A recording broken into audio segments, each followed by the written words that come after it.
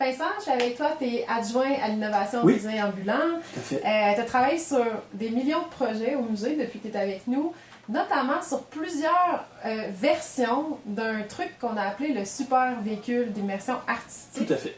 Dont le téléporteur est un simple morceau. Ouais. Le téléporteur qui est notre... je sais pas comment tu le résumerais, le téléporteur. C'est lui le véhicule. C'est lui c'est une pièce du puzzle qui fait qu'on peut convertir quelque chose de physique en quelque chose de numérique. C'est ça. L'idée de la téléportation, exactement, en fait, du monde réel vers l'univers virtuel. Tout à fait.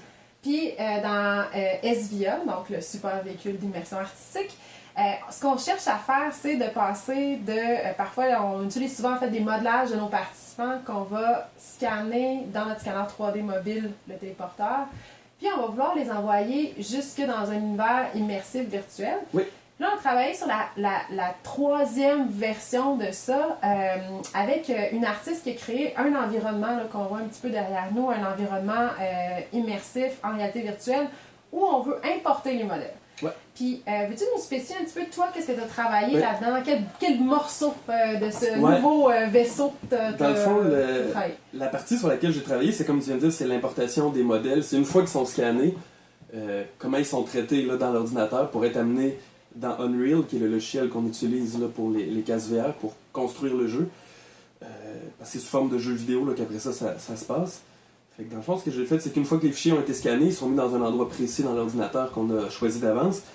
Puis après ça automatise là, tout le pipeline, là, la procédure pour amener ça jusque dans Unreal. C'est-à-dire que nous, c'est des groupes de 10 tout le temps avec lesquels on travaille. Fait que s'il y a 7 modèles qui ont été scannés, bien, je m'assure qu'il y a 3 modèles qui sont rajoutés automatiquement au groupe, qui sont des modèles là, qui ont été faits par Audrey, la même artiste qui a fait l'ambiance visuelle. Puis après ça, oui. Ben, j'allais te dire, il y a quand même une couple de défis là-dedans parce que tu as juste mentionné le mot jeu vidéo. La VR, la réalité virtuelle, c'est beaucoup associé à l'univers du jeu vidéo. Unreal, qui est l'espèce d'engin qui nous permet de générer ça. Nous, on a décidé de créer une nouvelle œuvre immersive à partir de Unreal. Puis les fichiers, c'était quoi le défi en fait? Qu'est-ce qu'on avait comme défi sur le plan technologique, disons, là, pour importer des modélisations qui viennent de notre téléporteur? C'était vraiment de créer là, un environnement de programmation, c'est-à-dire une banque de fonctions qui après ça peuvent être utilisées avec une interface qu'on a fait pour faciliter là, l'importation de ces fichiers-là. C'est-à-dire qu'il faut aller installer certaines librairies de fonctions. J'ai travaillé en Python, qui est le langage de programmation qu'on a utilisé pour ce projet-là.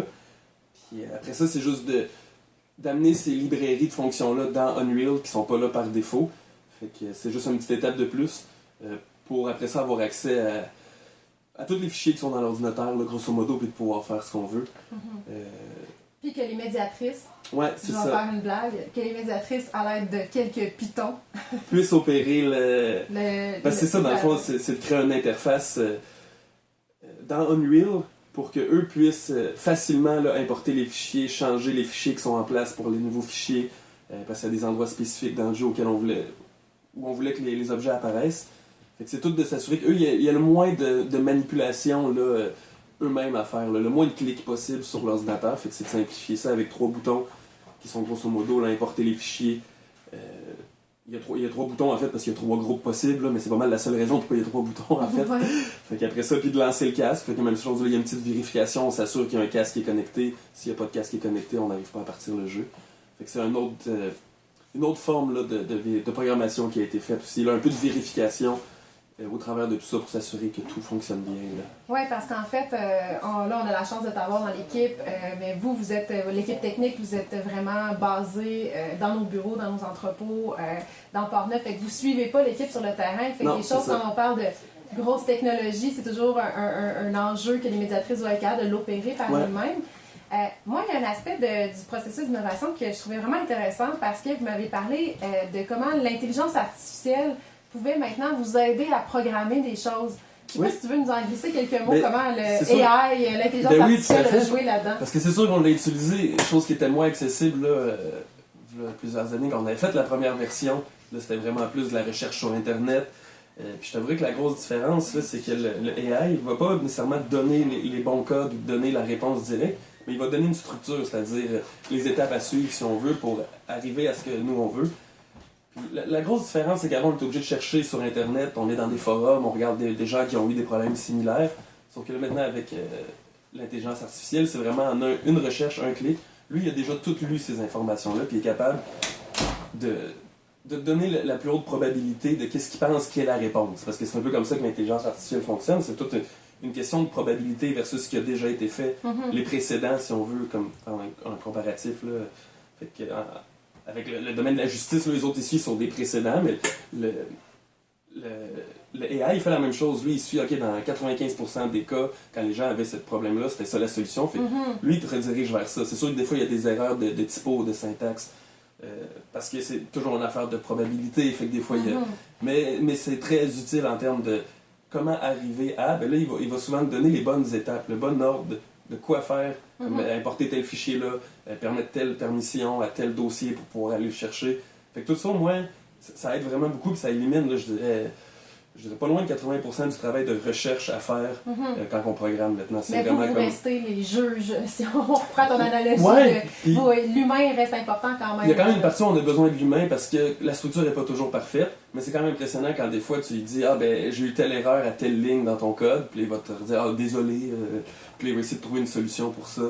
Fait qu'il y a quand même un échange là, que tu peux faire avec le AI. Tu lui poses une question, il va te donner une réponse, tu dis que tu n'es pas satisfait, il va te donner une autre réponse. Fait ça accélère vraiment, tu sais, c'est l'équivalent de chercher sur un forum, de trouver une réponse qui finalement n'était pas la solution à ton problème. Fait que là, tu allais voir un autre forum, mais là, à la place, je fais juste lui dire ça fonctionne pas. C'est comme une autre idée. Puis, fait que c'est vraiment pratique, puis ça accélère beaucoup le processus là, de création de ce genre d'activité-là où il y a beaucoup de petites actions cachées là, durant tout le puis même, je dirais pour des gens, parce que dans notre équipe, on a beaucoup d'autodidactes, de gens qui sont des génies, d'être capables de trouver l'information, d'apprendre par eux-mêmes. Je sais que toi, c'est ton cas, tu apprends les choses en faisant des recherches. Donc, pour toi, qu'est-ce que ça apporte justement d'avoir accès à ces nouveaux outils-là? C'est juste une rapidité, en fait, là, d'exécution. Parce que souvent, la réponse... je dis pas qu'elle est tout le temps parfaite, là, loin de là, c'est pas une science absolue encore.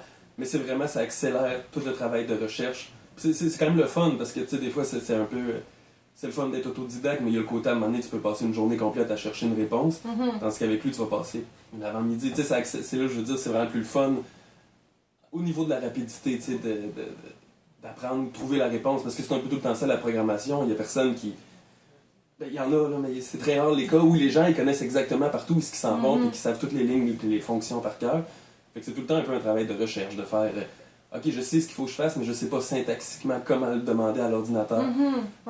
C'est ça que ChatGPT, c'est celui que j'utilise le plus.